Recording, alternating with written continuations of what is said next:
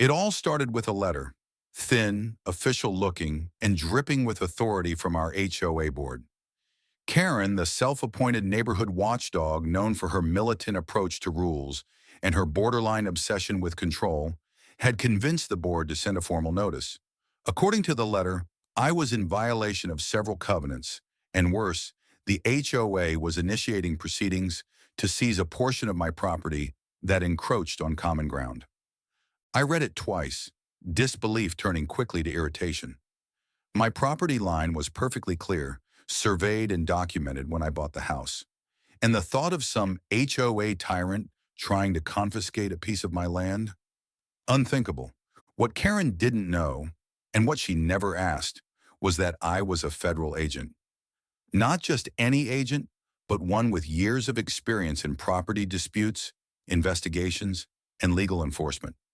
I knew exactly how to handle this. First, I carefully reviewed every clause cited in the letter. Karen and her HOA had twisted language and misapplied rules, likely banking on most neighbors being too intimidated or uninformed to fight back. But not me. That same evening, I contacted my local assessor's office and pulled all the official plats, surveys, and property maps. My line was airtight. The land the HOA claimed as common ground was in fact part of my deeded property. Then I sent an email to the HOA board, calmly but firmly explaining the error. I attached official documentation proving my property boundaries and requested an immediate retraction of the seizure notice. I also CC'd Karen, whose tone turned icy. But Karen didn't back down.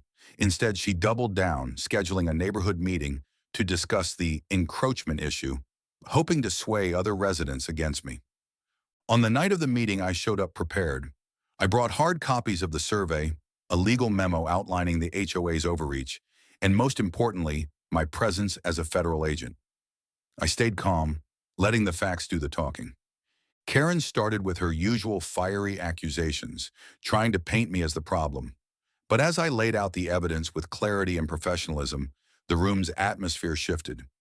Neighbors who had initially seemed skeptical began asking questions, pointing out inconsistencies in Karen's claims. After the meeting, Karen approached me privately, her usual bravado replaced with caution. "I didn't realize you had all this experience," she admitted quietly. "I guess we got carried away." I nodded.